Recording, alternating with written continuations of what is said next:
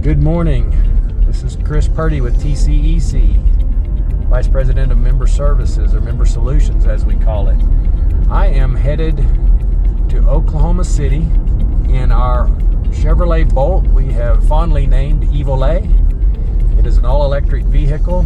It's the longest trip that we've taken, and it's a trip that I'm having to think about.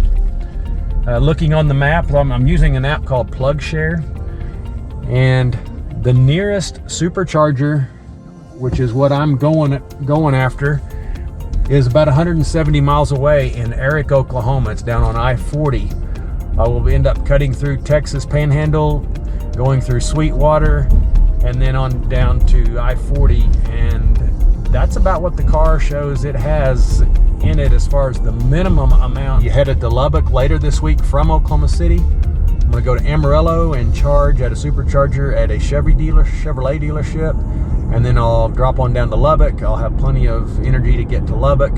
Once I'm in Lubbock, there are no superchargers, so probably see if I can plug into the 110 at the hotel. I know when I get to my meeting destination, I've already called ahead, I'll be able to plug in at that location. Again, it's there's no superchargers. It'd be either a level 1, which is just a 110, or a level 2, which is a 220 plug, and I have cords for both.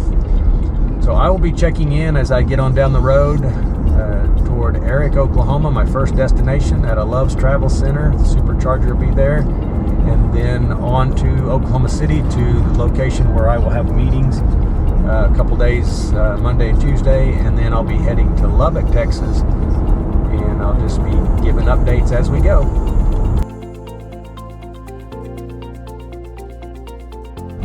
And so you press that button on the side, and then push it up. Oh, I got you now. And now you just have to tap it down. I work at Electric Cooperative in Hooker, Oklahoma. We cover all the Oklahoma Panhandle with our electricity. We're getting lots of looks. Oh man, you know what I've noticed a lot is a lot of kids really have pointed it out to their parents and stuff, and of course everybody's looking around, asking questions. Quiet? Isn't this thing Quiet. Wow. And when we get in a safe area, I want you to see how responsive it is. It does hug the road pretty good. It does. It handles really well. It handles really good. Yeah. Oops, I might have took that a little fast. But it's like a little sports car. Are you from Lubbock? From Levelland. Levelland? Just west of here. You get your electricity from co-op or from Lamb County Electric. Lamb County Electric. Yeah. All right. We may end up having to put chargers in people's homes and things like that, or upgrade their, because I can charge this off of a 220 plug and have a full charge overnight.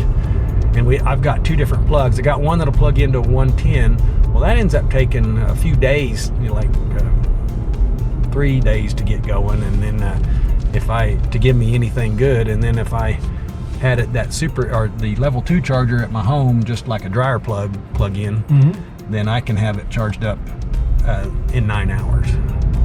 Okay. So a lot of people are going to charge these at home, but you start driving around town and notice that, hit the brake and notice that kW go down to positive. You're charging at 18 kW, 13 kW. Yeah. This car was about $38,000. So, that's reasonable. Well, I appreciate it. My name is Chris. Chris, okay, let me get it back in park. Just hit the button. Oh, okay, awesome. Yeah. You're Chris. I'm Chris. Well, Chris, good to meet you. Nice to meet you, sir. Good to meet you, man. Y'all got stuff. This is my first one of these. Now, like I said, I've got a good customer over there. His daughter got a new Tesla, and it's pretty. It's a candy apple red. Oh yeah. Gorgeous. And I mean, I hadn't ridden in it, but my customer has, and his daughter lives down in Dallas. And, yeah. He said, man, that thing's like a rocket ship. They are. It was incredible. And then the technology, when somebody says that's unlike any car or vehicle you've ever driven in or been around, it's right. I mean, I think it's going to be successful. So I guess this thing has all of the like a radio. It's got everything. Yes.